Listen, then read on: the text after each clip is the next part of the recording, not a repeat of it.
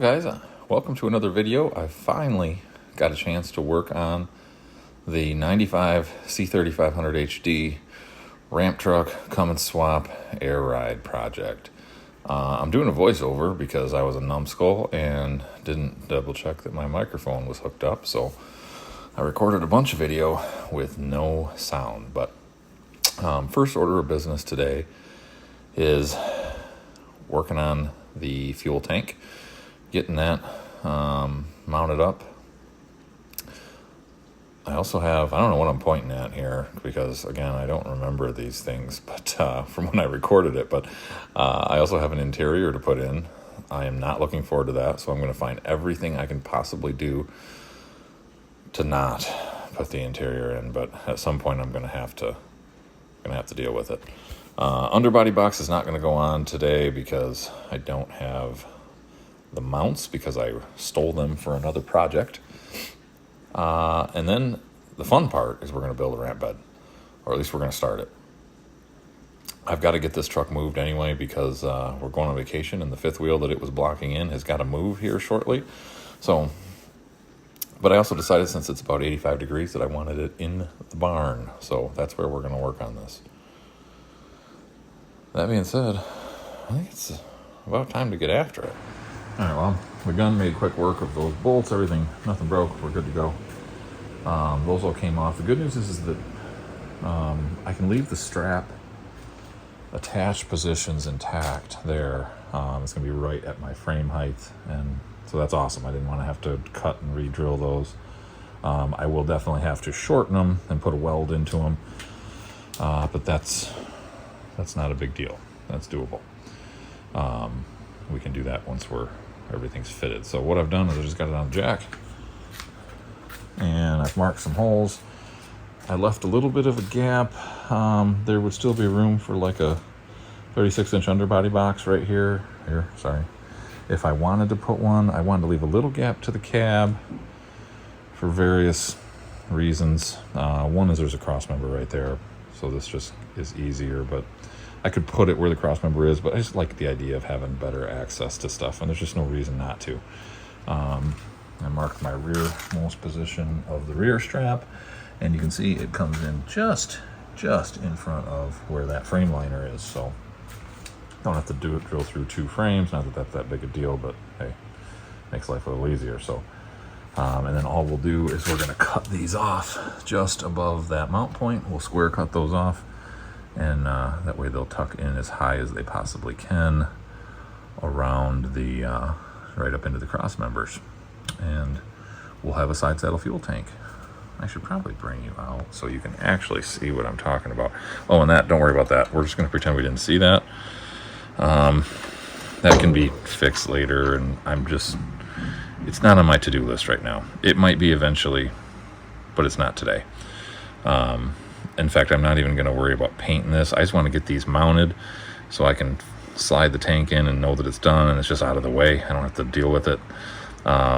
Later on, I'm sure we can just do a quick flat stock repair right here. Just use flat stock and get some of that taken care of. So we'll fix all that up, and then these will get painted at the same time that we paint the body that I'm going to install here. But for now, we're just not going to address that. So, all right, we'll get the other one on, get it marked, get the mag drill out.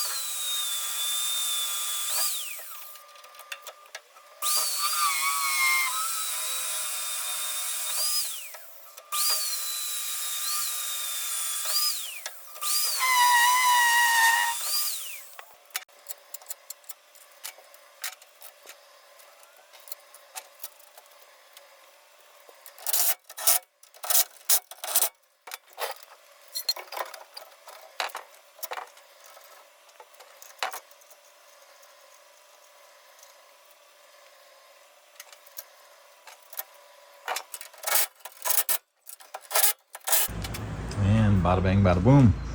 There's our tank. Fits perfect in those mounts. It does pull it out at least as wide as what the bed's gonna be. I don't remember. I think it's about gonna be dead on. I don't remember what I decided to put this bed at width-wise, because of course Chevy 1-tons and this size truck and whatnot likes to do the narrow rear axle track. So at any rate, we're close. This is what it is. So we've got to cut those straps down to get that to bolt in, and then we're gonna have to find a whole bunch of, for now this is gonna be a tarp or a piece of visqueen, but we got to find a whole bunch of fittings, because I think one of these over here is a block off plate. Yes, I bet you that 5-bolt pattern may well match that 5-bolt pattern. But beyond that, who knows what these are. So we're gonna have to measure these for sending units and vents and such. And there's what the clearance looks like with air in the rear end, roughly at ride height. You can see we've got, I don't know, I guess we could use that and find out what we get. 12.5. Plenty. Okay, so on to ramp bed fabrication, because that just sounds more interesting to me. So these are my frame rails. These are 1/4 inch by 4 inch angle. I've got them sitting 180 degrees from what they're going to. So they will ride on top of the frame rail and then down. But what that means is there are a number of cuts that have to be made. We have to notch it for the suspension. We have to notch it for the shock mounts. We have to drill it for bolts and rivets and plates up there.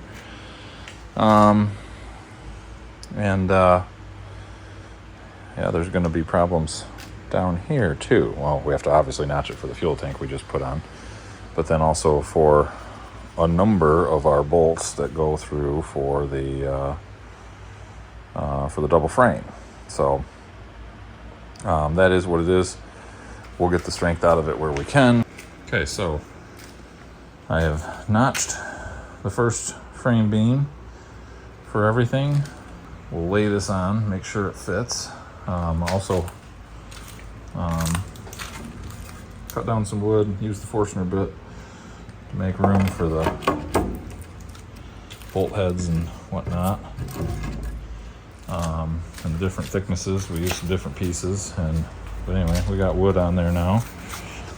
All right, the subframes for the ramp bed are on. Everything drilled, a lot of drilling, a lot of mag drilling, a lot of cutting.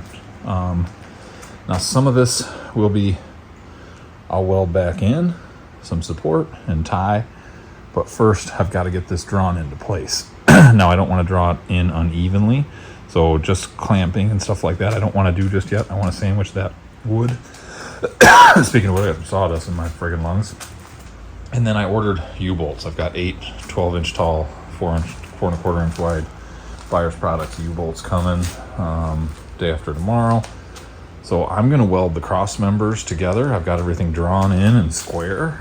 I'm happy with where everything's sitting. And then we'll weld cross members. Then once everything's tied together, then we'll cinch it down with the U-bolts in a couple days. So we're ready to weld.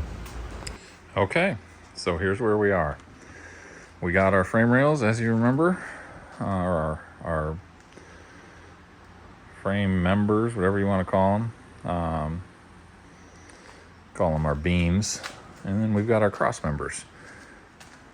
So we ended up, I spaced these so I let the air back out of the bags. I could get these a little closer to the tire, but this gives us just a little bit of clearance and still not a very big span in between.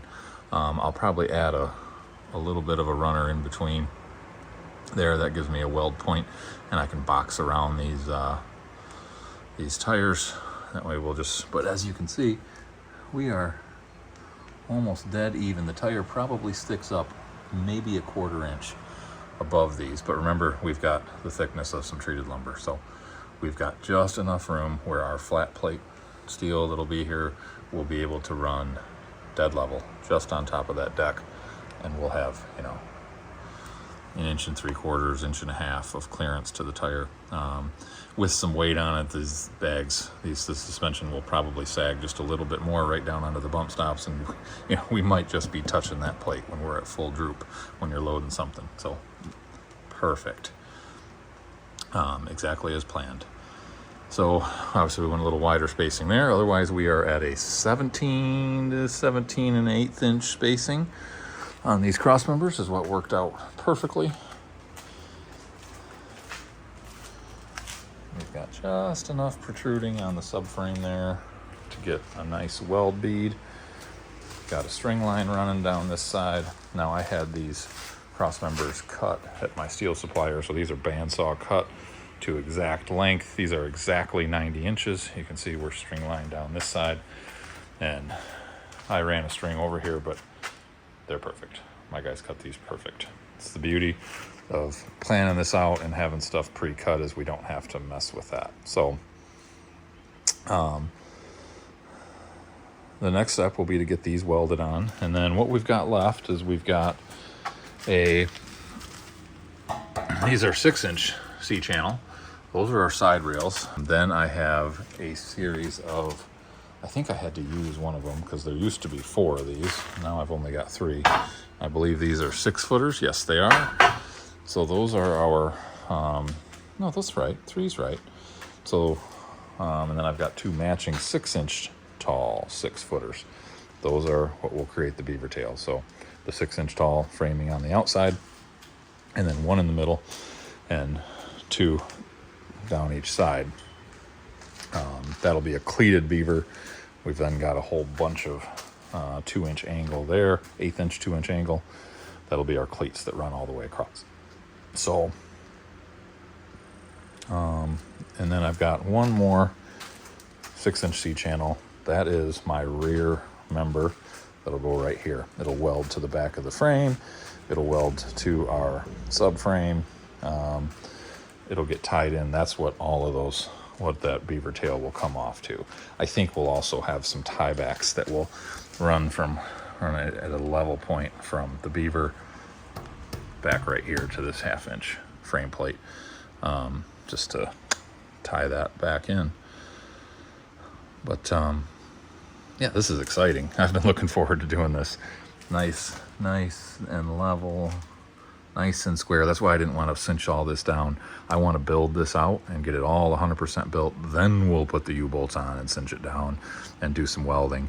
We want to do that once everything's pulled into place evenly. If we did it first, then we set cross members, we'd be tweaking stuff and pulling it in places we don't want it to go. So right now we're just sitting nice and level on the frame, right where we want to be, the frame of the truck that is, and then we'll get these welded in. So that's the next step. Tomorrow we will burn all these in, and then I'll get this rear one lifted up and set in place and notched and done what I want with it. Then we can run our side rails. Once those are on, we are then ready for beaver tail fabrication. So that's exciting stuff. Okay, well, it's the next day. We got the welder out and we burned in our cross members completely. So it is officially a truck bed now. I went intentionally with a heavy wall side rail because of the nature of this bed, as low slung as it is, and using this angle iron as our subframe. I knew I needed some additional strength for the side rails.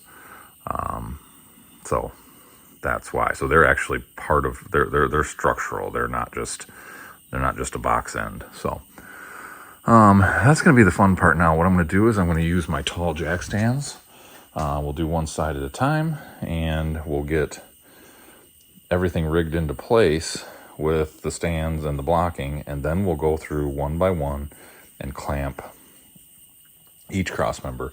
You know, we'll get the ends front and back welded into place where we want them, and then we'll go one by one, block them, clamp them, strap them, whatever we got to do, and weld each one individually on each side. And then we'll be back to here. Then we can start on our main back plate here. That will be what we weld our ramp to. I'm hoping to get the majority of the beaver tail of the ramp itself done today. So we'll see how that goes. We're just trying to rough it in. I want to get it to a point where I know what my next steel order is going to be. I bought originally, 5 months ago, whatever it was, 6 months ago when I bought all the steel, I got the stuff I knew I had to have. But what's additional is probably some of that bracing and blocking back here. Have some boxing in here. We're going to have the fender plates themselves. Potentially some little extensions at the back, a tail. I don't know what that's going to look like. The angles will tell me right here when I build this. And then a tray for the winch, as well as some sort of bulkhead. It's going to be a very simplistic bulkhead, but we're going to do something up there. So all that stuff has to get done. So that'll be steel order number 2. But we've got to get it built out to a point where we know what the measurements and the gauges and all that is for that. So I'm just going to try to get us to that point here today in this video. Okay, so here's the first side rail. So I actually used a combination of the jack stands and shims and the air suspension to regulate the height and set that square right to where I wanted it. And then, like I say, got the trick is in order on C channel to keep it square because of these angles. You gotta keep it above that. So got my front and back set and then use shims to set the height of each one, and that way I could actually set them all right where I wanted them and then go through and burn them in all at once. And you can see some heat radiating off of that still, but we are nice and true, nice and straight up and down. Man, it looks good. You probably can't see it in the camera, but we're perfect. So now we can do the same thing over there, and then the whole thing will be square when we pull it down and cinch it to the frame. In terms of height, this is below ride height right now, but at ride height, it still has clearance visually, so I have no reason to cut this. I've not centered this axle properly and adjusted everything, but even so, it's actually shifted over this way by probably almost an inch, and we clear. I am going to have a little bit of space out on that once we put the inner dual on, which I'm going to do today. But one way or the other, we don't have to cut that. We don't have to cut a fender opening. This width works really nice for that. So I don't want that because I want this to be structural. When that load comes up over the bed, it's going to ride right here, and we need this rigidity to keep those individual cross members from flexing. So yeah, it's working out exactly to plan. So I'm going to get these jack stands shifted over, and we're going to weld on the other side. We'll see how far we get with that, because I just ran out of MIG wire and switched it over, and just noticed my pressure is getting awfully low on gas. So I got an 11-pound spool of flux core, so we can switch to flux core, which for some of this out of position stuff is going to be ideal anyway. But yeah, I should have just thought of that when I switched the spool, but oh well, that's how I roll. Okay, so the only issue we have over here, and that's why I anticipated it, I ran into it on the previous build of this truck, and that's why I mounted this fuel tank first before I built the bed, and that's the cap is going to be in the way. We're not going to be able to access the fuel filler cap, so we are going to have to notch this. I don't know that I'm going to do a whole lot of boxing in on it, because I don't think it really needs it way up there. We'll see. But I'm going to do it circular. So I just marked the center point, used a template, and we're going to torch that out.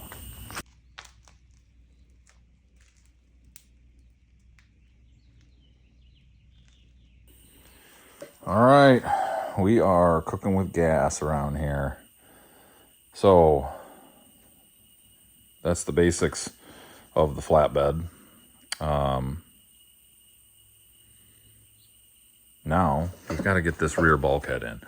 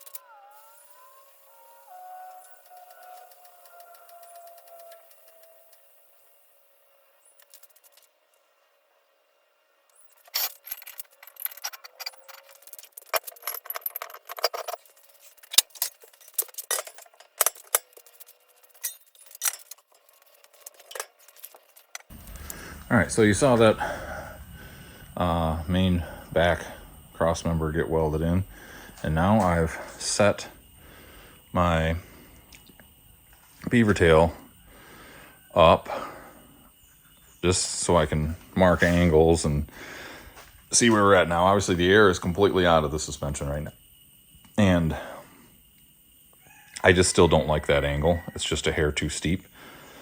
So, and I also don't want to have to try to cut the angles on these beams and get that all figured out. So what we're actually going to do is I'm going to prop those up on probably 6x6s. We'll see what I come up with. So anyway, I'm going to get those blocked up. Let's see what that gets us. And bang, that angle I like a whole lot better. That's doable. It's amazing what 5.5 inches of extra height makes. So that approach angle is not too bad. Your average car should be able to traverse that just fine. You know, something super low isn't going to make it, but that's okay. We're not worried about that.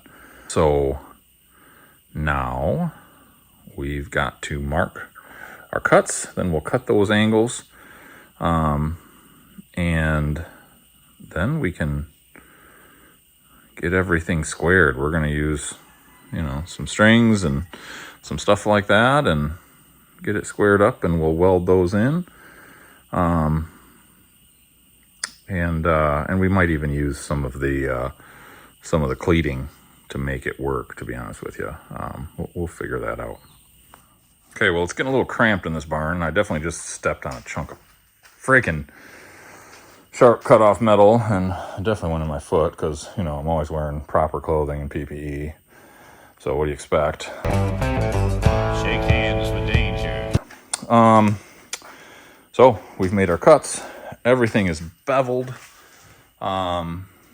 ready for welds. We're magneted in, we're leveled. I've checked my level at the back versus the front. I'm going to tack in this little piece of angle as a tie bar so that those don't walk on me when I'm welding up here, because they will. And we're just going to do a series of tacks to get everything into place and keep it where I want it. But yeah, we're in good shape.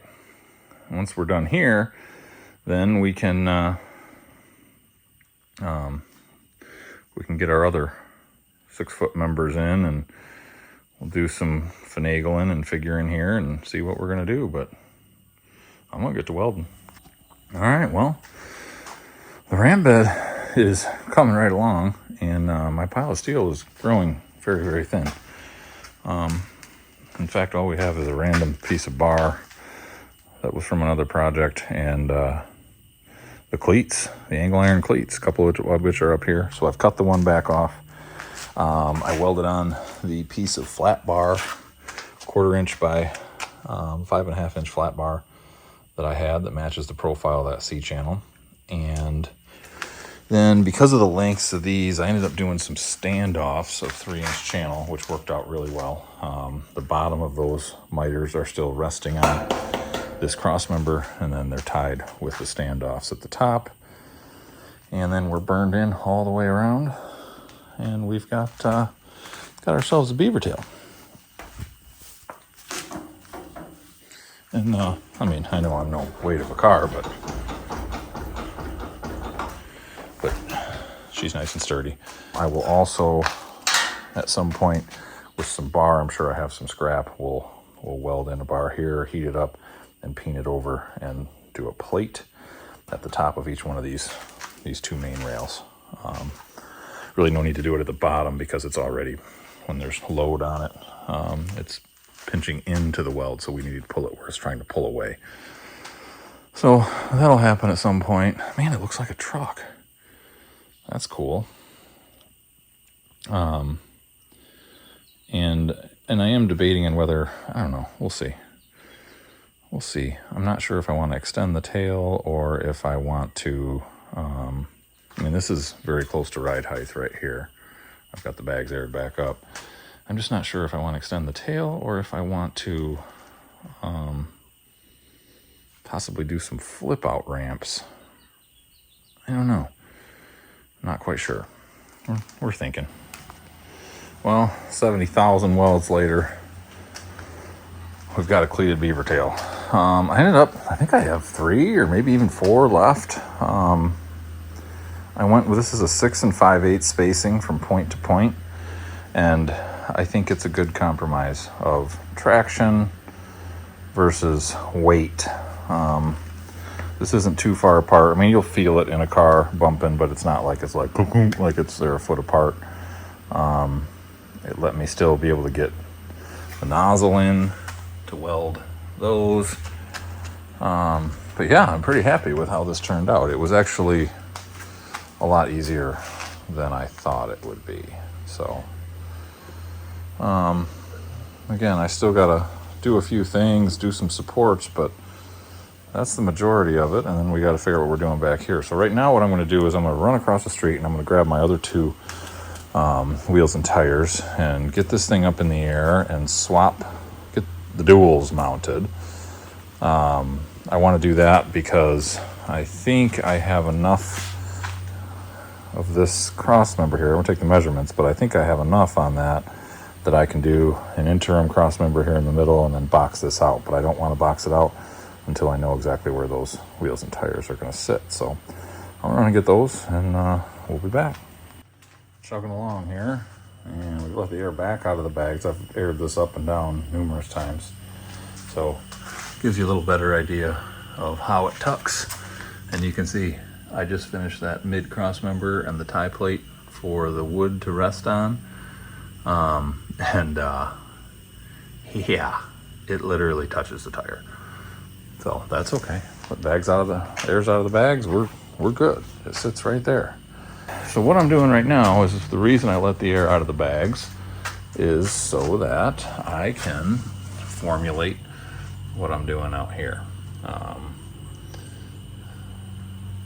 So I've got to come up with something, and I'm going to work on that in my own head here, and I'll bring it back.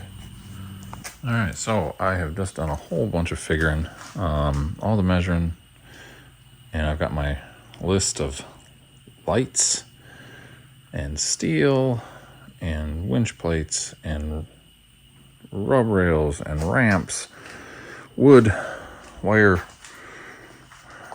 you name it. That's it. So as much as this thing's built, we got a whole lot more to do. What I'm going to do for lighting is I'm going to do some of those just LED strips. They can attach right to the bottom down there. We'll do a strip on each side down here, and then we'll do a strip on each side on the headache rack. And what else? Then some 3/4 LED button lights. We're not gonna do chicken lights going down the side. Just the right amount. I think it's, I don't remember, 1, 2, 3, 4, 5 down each side. So we'll outline it, but we don't need to go crazy. It's not what this build is. Triple markers, of course, in here. We're just gonna do some ramps that hook, some short little 24-inch ramps. I'm gonna build them. I've got most of the material already. They'll hook right onto this quarter bar right here. That way they can slide and be flexible. And I haven't decided if they're going to stow just by flipping them upside down and putting them right here, or if I'll make some pockets. So we'll work on that too. Yeah, rub rails will have stake pockets and chain spools all the way down. That way we can chain anything we want. Yeah, I might do a D-ring even on the front, facing forward on the front. I don't know. We'll see. I don't know if that's necessary. But we'll have a whole lot of tie-down points, so we don't need to go too crazy with this. But yeah. Well, guys, it's way more fun to build ramp beds and campers and stuff like that. I've been putting off this interior for a long, long time. But guess what? I just made progress. I installed the heater box. That's a good start, eh? It even kind of seals to the cab up there for the old defrost or whatever there it runs. Anyway, That's something. Now we got to get a dash in. Ought to be a real blast. I also, takes a lot more effort to walk around this truck now that this bed's built. I also put on installed the steering gearbox. That's really easy on these trucks. 3 bolts. Well, it's easy when you don't have a front clip on. So that's in. We still got to put the pitman arm on. Well, the pitman arm's on, but put the steering rod onto the pitman because I can't find the nut, but it's up here somewhere. So, and then luckily I did think to save this because this is the 3500HD specific steering shaft, which is about 3 or 4 inches longer to account for the body lift on these trucks. So good thing we didn't throw that away. Fasteners. Yeah, this is why I've been dreading this interior job. Everything's in a friggin' box. Yeah, this'll be fun. This house is a fucking prison on planet bullshit! In the galaxy of this sucks camel dicks! Well, guys, I didn't film any of it because it's not fun work. But, yeah, we got a heater box and wiring harnesses and dashboards mostly in. A steering column out of a 95. Console's bolted in. Seats are just sitting here because I don't have bolts for those yet. We put the new covers on. Much, much better. New door panels. The headliner sucks, and I'm probably going to not deal with this one, but we'll see. It's up. That panel right there is broken. Otherwise, everything's in. The seat needs some bolts again, but everything's in, and at least the back half of the floor is trimmed, and yeah. There's an interior. So this was a productive couple, 3 days here.